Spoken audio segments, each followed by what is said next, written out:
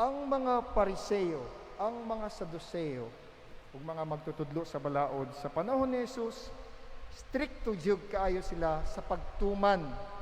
Stricto sila in everything about the law, about sa balaod. Even before, no, naa may history nga nung ingana sila ka stricto. No, para kanila ang pagsunod sa balaod is next to godliness, of course, no? Manang ang mga Pariseo, stricto kaayo na sila, and ang balaod memorize nila by heart. Bisag katulog pa na sila, imong pukawon pangutan-on nimo, kabalo na sila sa balaod, no?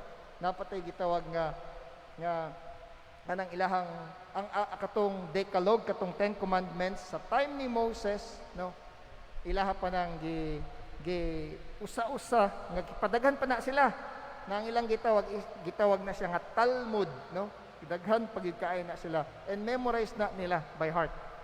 Well, di po nato sila ma-blame kay there was really a complete evolution, modification, development, no? From the 10 Commandments received by Moses, no? Sa panahon ni Moises. Unsay natabo? Kay sa panahon ni Moises, wala pa gid nagisulat gid ang balaod nga naay written accounts. O, gihatag lang nga sa tablet. Kanang duha ka tablet, no, sa Mount Sinai. So unsay natabo? Remember,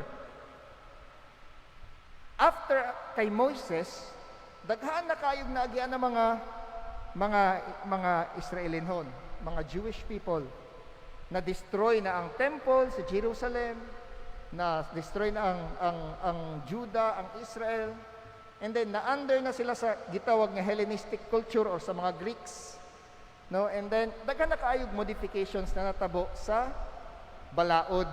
Katong ang original intention, ang original purpose, ang original meaning sa balaod nalahi na all throughout, no, kanang throughout the years nga gikuan la kay nga naman during that time nga na-under sila sa Hellenistic culture or sa mga Greek culture.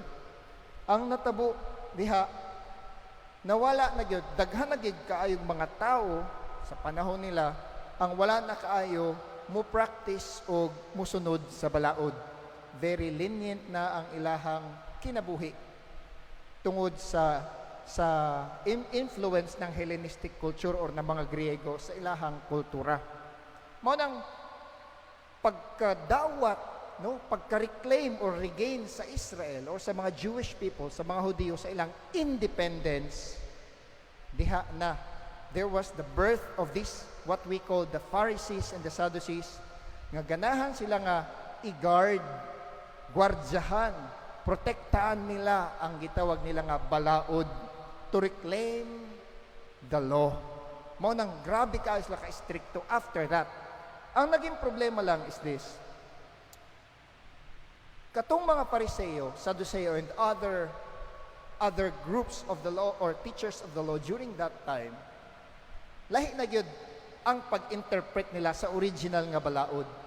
Ilaha nang gi-change, ilaha nang gi-modify based, no, or para ma-fit in sa ilang mga personal interests. For example, katong ka-remember mo atong usa ka Pharisee ba to nga nangadji siya sa templo, nya kuyog niya dungan niya pangadji ang usa ka makasasala, tax collector. Nya ang tax collector kay nangayog pasaylo sa Ginoo, no? Pero siya unsa mga, hay, maayo na lang Ginoo kay ako dili ko sama niya, gasunod ko sa balaod. Nya something like kani nga ilahang modification is nahimo na noon nga gigamit nila ang balaod, ang law, no, para ma-proclaim ang ilahang self-righteousness. Mas maayo ko kaysa sa uban. So gi-equate nila ang pagsunod sa balaod sa righteousness, sa holiness. Nga the more nga mosunod ko sa balaod, mas holy ko kumpara nimo. So maura na siya ang natabo. That is why mo na ang gi-condemn ni Jesus, no, sa mga Pharisees and Sadducees, nga kamo mga teachers of the law, no, gigamit ra ninyo ang balaod para sa inyong kaugalingon nga interest or sa inyo para ma-proclaim nga kamo mas maayo kaysa sa uban. kay kamo naka-memorize sa law, kay kamo gasunod sa law sa balaod, pero lahi na gyud ang purpose, lahi na ang meaning sa original nga gihatag sa panahon ni Moises. Mao nang karon, ang usa sa teacher of the law is nangutana unsa man jud ang balaod, and nihatag si Jesus kung unsa man jud ang espiritu sa balaod, and that is love. Higugmaa ang Ginoo, higugmaa ang isig katao. So ang spirit of the law is actually love, paghigugma. Mauna siya ang nawala sa interpretation sa mga Pariseo o sa mga Saduceo, ang paghigugma. And when we talk about love in the law, it's not just any kind of love. No, it's actually love in action, and that is charity. Karidad. Diba? Ingon sa mga Greeks gani, no? Ang translation ng love in Greeks, no? Tulo. It's either eros, kanang eros is love, pag i-translate sa English. But eros is more on a romantic kind of love. A love between lovers. That's eros. Another kind of love is philo. But this philo is actually some kind of a love on an intellectual level. Something like, manang gitawag nga philosophy, love for wisdom, no? Philosophia. That's why, for example, kanang may nga, oh, I love this book. That's on the intellectual level. That's philo. Dili ka maingon nga, I love this book. Sige, panguya ba? I love reading. Sige, pakasla. Dili, because that's another kind of love. That's eros. So this philo is a love on an intellectual level.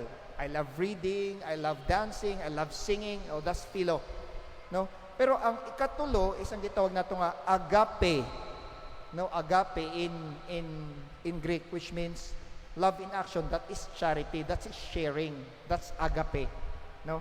And mauna siya ang gitawag nato nga spirit of the law. That's agape. That's sharing. That's charity. Father, unsa man ang charity? Sige man, gahimo naman tag charity, pero wala man po ko'y maikahatag sa uban, kay pobre man ko. Unsaon na ako paghimo sa charity? Well, of course, ang charity is not limited to dole outs. That's only generosity. And generosity is one form of charity. Daghan pa kayog forms ang charity. For example, hilig kayo kung manglibak, magchismis, lami kaayo, dili mo kumpleto akong adlaw, di ko makalibak sa usa ka tawo. Oh, that's very uncharitable. Pero kung mo decide ta nga karong adlaw, dili jud ko manglibak or makalibak ko, kung makalibak ko sa ikalima, upat na lang ron na akong libakon. So, wala siyang charity. If we refrain from gossiping about other people, that's charity. Dili lang kay nihatag ta, that's generosity. Pero daghan pa kayo tagmahimo nga maipakita nato ang charity. Para mas sayon, no, it's easier to remember unsay mga forms of charity na pwede natong buhaton on a daily basis. Just remember the word charity. Sige, spell out nato. O spell nato. C-H-A-R-I-T-Y. Charity. C-H-A-R-I-T-Y. So there are 7 forms of charity na pwede din natong maipakita or mahimo on a daily basis. Kanang letter C is compassion.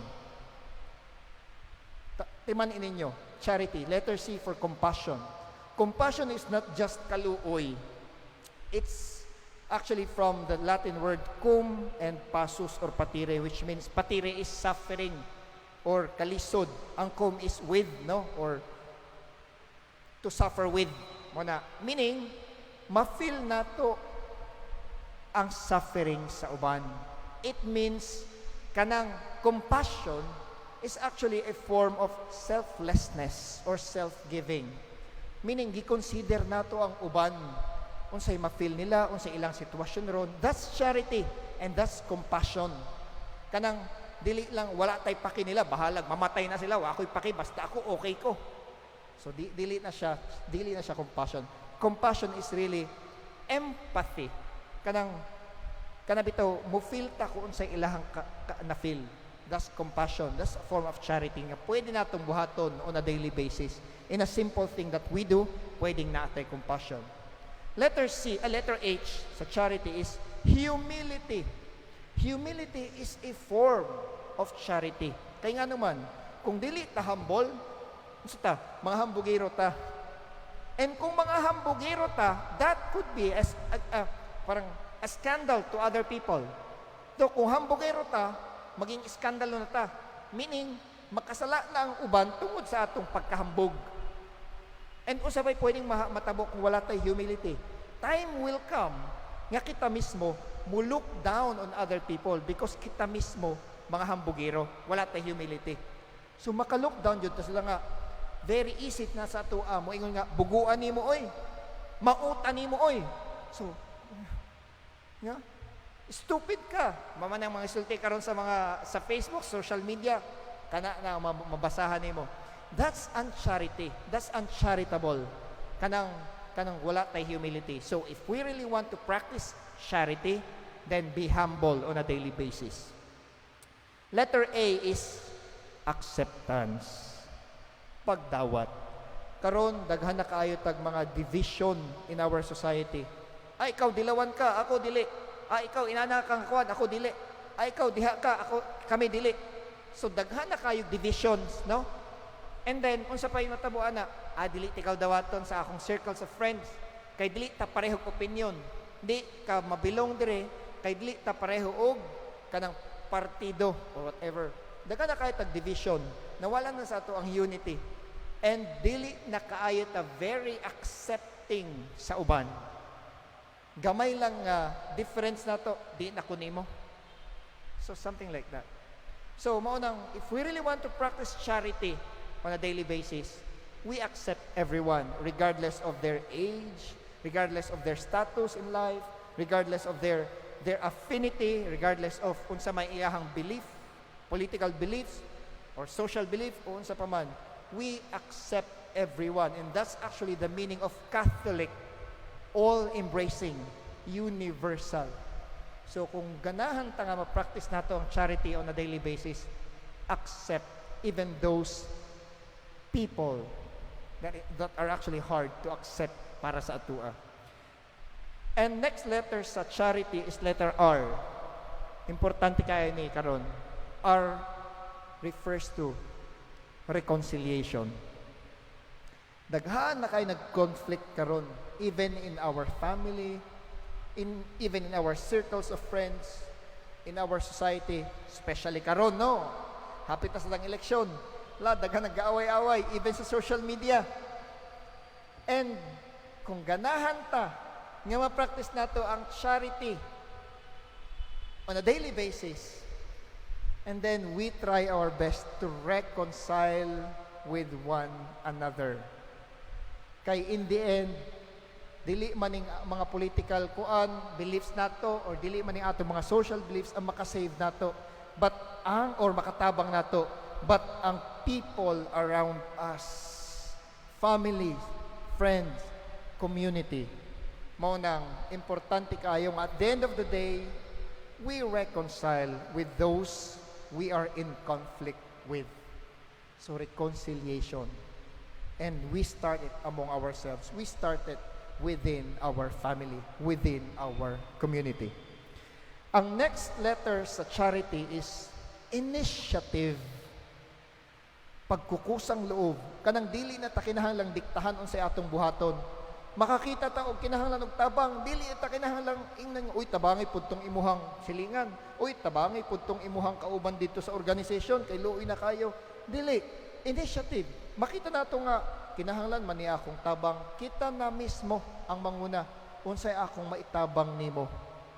Unsay kinahanglan nimo kay makatabang ko sa kung unsay akong makaya.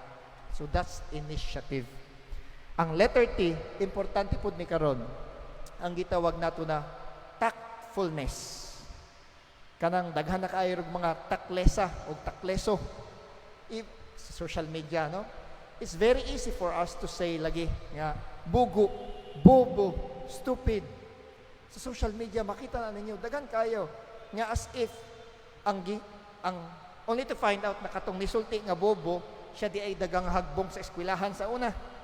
Nga ang iha di gisultian nga bobo bright man jud di ay kayo. So inanabitaw, it's very for us to be tactless. Meaning kanang mubuhi ta og mga words nga without thinking nga makasakit na di ay ang atong words sa uban. That's tactlessness. That is why karon we have to watch, no? To watch our mouth. Kanang unsa may basi kanang akong isulti, makasakit na niya. Unsay impact sa akong isulti sa iya ha? Basi tungod sa akong isulti, na-depress siya. Basi tungod sa akong isulti, nga wala ko kabalo, naghikog na di ay itong akong isultian. So that's tactlessness. That is why, if we really want to practice charity on a daily basis, be tactful. And aside from being tactful, no, dili ta kinahanglan dalo sa ato ang mga words nga, sa Tagalog is hindi tayo dapat magdamot, maging madamot sa mga words of affirmation sa uban. If naatay nakitaan nga maayo siyang gibuhat, affirm. Uy, maayo ka itong imong gibuhat. Bahalag dili ta friends, bahalag kaaway ta. Recognize their goodness. Uy, maayo kaayo imong gisulti ganiha. I like that. Kanang do not deprive them of those